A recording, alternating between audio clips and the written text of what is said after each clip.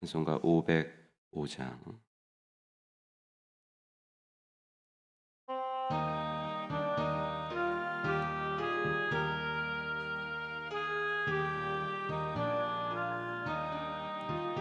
온 세상 위하여 나 복음 전하리.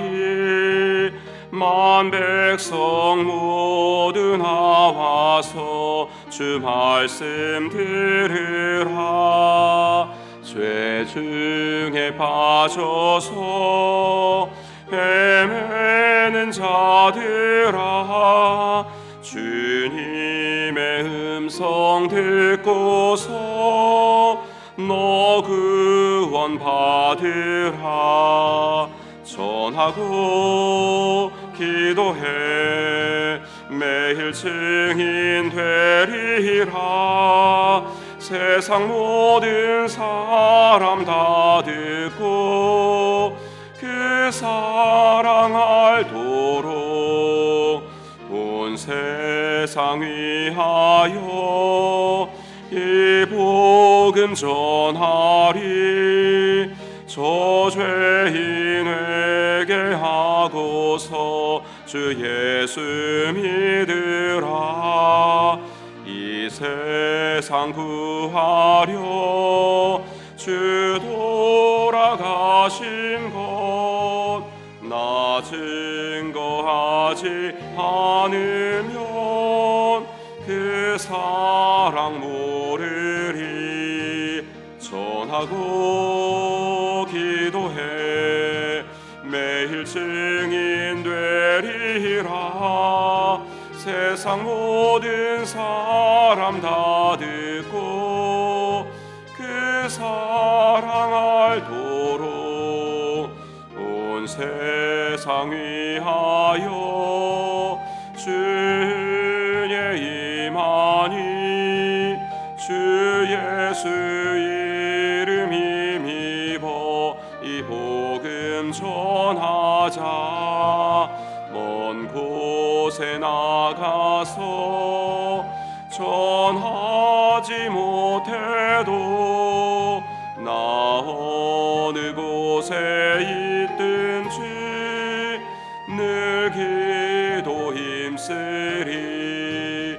전하고 기도해 매일 증인 되리라. 세상 모든 사람 다 듣고 그 사랑 알도록. 사도행전 말씀 보도록 하겠습니다. 사도행전 1장.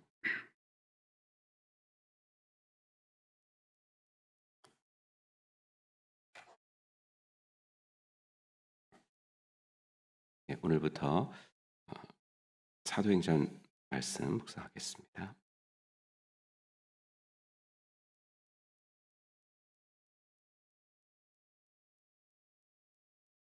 약성경 사도행전 1장 1절부터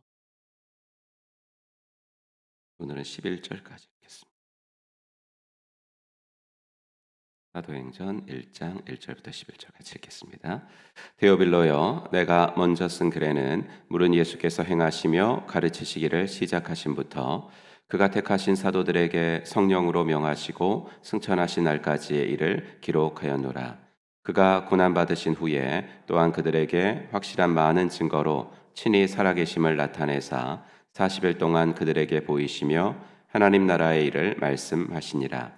사도와 함께 모이사 그들에게 분부하여 이르시되 예루살렘을 떠나지 말고 내게서 들은 바 아버지께서 약속하신 것을 기다리라. 요한은 물로 세례를 베풀었으나 너희는 몇 날이 못되어 성령으로 세례를 받으리라 하셨느니라. 그들이 모였을 때에 예수께 여쭈어 이르되 주께서 이스라엘 나라를 회복하심이 이때니까 하니 이르시되 때와 시기는 아버지께서 자기의 권한에 두셨으니 너희가 알 바 아니요 오직 성령이 너희에게 임하시면 너희가 권능을 받고 예루살렘과 온 유대와 사마리아와 땅끝까지 이르러 내 증인이 되리라 하시니라. 이 말씀을 마치시고 그들이 보는데 올려져 가시니 구름이 그를 가리어 보이지 않게 하더라. 올라가실 때에 제자들이 자세히 하늘을 쳐다보고 있는데 흰옷 입은 두 사람이 그들 곁에 서서 이르되 갈릴리 사람들아 어찌하여 서서 하늘을 쳐다보느냐 너희 가운데서 하늘로 올려지신 이 예수는 하늘로 가심을 본 그대로 오시리라 하였느니라. 아멘. 네, 오늘부터 5월달, 6월달 두 달 동안 사도행전 묵상하겠습니다. 꽤 긴 성경인데 두 달 동안 하나님께서 주신 은혜가 있기를 바랍니다. 1절 이렇게 시작합니다. 데오빌러여 내가 먼저 쓴 글에는 이렇게 나오죠. 그 사도행전도 이제 그 누가가 썼죠. 누가가 이제 누가복음이랑 이제 사도행전 이렇게 썼습니다. 신약 성경 제일 많이 쓴 사람은 바울인데 그 두 권밖에는 쓰지 않았지만 그 부피나 장수 면에서는 바울 못지않게 아주 많은 성경을 쓴 사람이 누가입니다. 누가복음이 24장이고 사도행전이 28장이니까 도합 52장을 쓴 사람이 누가죠. 그 누가복음 1장에 보면은 그 데오빌로여 내가 먼저 쓴 글에는 이렇게 사도행전에 나오는데 누가복음 1장을 보면 누가가 데오빌로를 각하라고 부르죠. 아마 누가의 복음 사역의 후원자 중에 한 명이지 않았을까 이렇게 추측합니다. 누가가 이 복음서를 기록하는 일, 또 전파하는 일에 도움을 줬어요. 각하라고 했으니까 사회적인 신분도 꽤 높았던 사람이지 않을까 생각합니다. 그 사람에게 누가는 누가복음을 써서 보냈는데 그때 왜 누가복음을 썼냐면 각하가 알고 있는 바를 더 확실하게 하기 위해서 내가 씁니다. 이렇게 했거든요. 이제 누가는 같은 사람에게 누가복음의 속편을 쓰고 있습니다. 누가복음에는 예수님이 행하시고 가르치시고 십자가 고난 그리고 부활 승천까지 썼습니다. 오늘 1절에 보니까 나오죠. 내가 전편에는 예수님의 승천까지 썼는데 이제 그 이후에 사도들이 예수님의 말씀을 받아서 어떤 사역을 했는지도 한번 써드릴게요. 이렇게 이야기를 하는 거죠. 물론 이제 12사도 전부의 행적들이 나오는 건 아닙니다. 사도행전이라 그래서 사도들의 행전이 다 나오는 건 아니고요. 베드로, 요한 그리고 이 두 사람한테 직간접적으로 영향을 받았던 바나바와 바울 요 네 분, 특별히 이제 바울 이야기가 주로 나옵니다. 누가는 예수님께서 부활하고 승천하시기 전까지 40일 동안 이 일을 하셨어요라고 이제 사도행전에서 기록하는데 3절 보시면 하나님 나라의 일을 제자들에게 가르치셨다 이렇게 나옵니다. 물론 3년 동안 충분히 가르치셨을 거예요.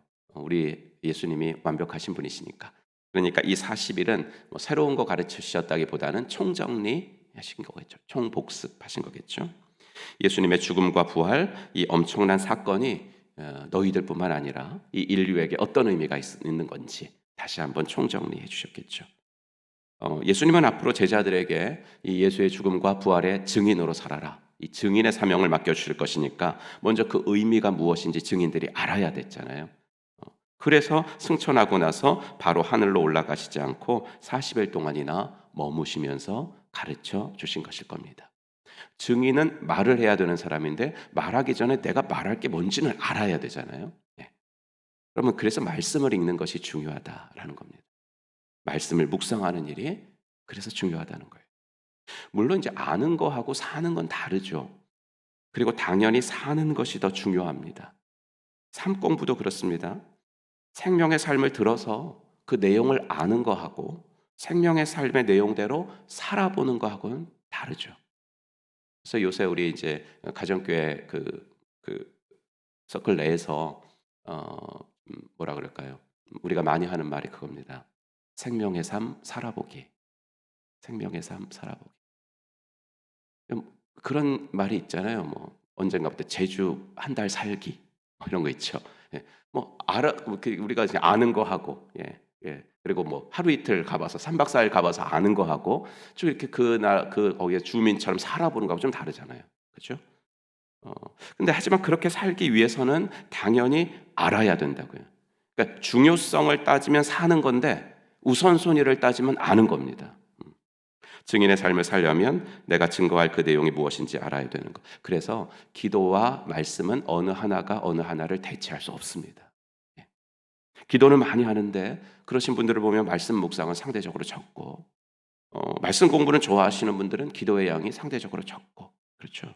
정말 우리가 증인의 삶을 살려면 기도와 말씀 정말 균형을 잡는 것이 중요하다. 꼭 잊지 마시기를 간절히 축복합니다.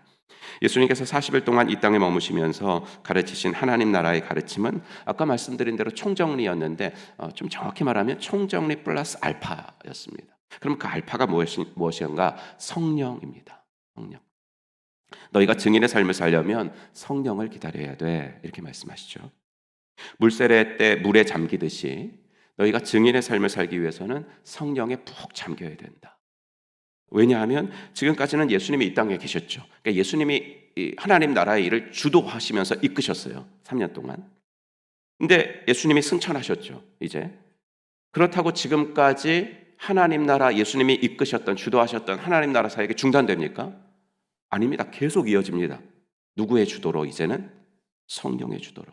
예수님이 올라가시고 예수님과 같은 보혜사가 또 데려오셨잖아요. 그러니까 그 주도하시는 분께 너희가 붙들려야지 하나님 나라의 일을 계속 이어갈 수 있다 이 말입니다. 우리도 어떤 일을 할 때 리더가 한 명 있잖아요. 그 리더의 리드에 그 팀원들이 딱 순종해 나갈 때 그 뭔가 일이 되잖아요. 그렇죠? 개인적으로도 그렇고 공동체적으로도 그렇고 너희가 하나님 나라의 일을 하려면 성령이 주도하시는 거니까 성령께 푹 잠겨야 된다 이 말입니다. 물론 하나님은 우리를 통해 일하십니다. 개인을 통해 일하시고 공동체를 통해 교회를 통해 일하십니다. 그러니 열심히 해야 됩니다. 우리가 적극적으로 해야 됩니다. 하지만 그 적극성보다 더 먼저 선행되어야 할 것이 뭐냐면 수동성입니다. 성령께 붙잡히는 수동성이에요. 성령님께 맡기는 수동성입니다. 열심히 하셔야 됩니다. 하지만 그 적극성보다 수동성이 우선되어야 된다는 거예요. 그래야 그 사역이 아름다워집니다. 주님의 뜻을 이루게 됩니다. 시끄러운 소리가 안 나게 됩니다. 성령께 사로잡히지 않고 열심히, 이거는 아닙니다.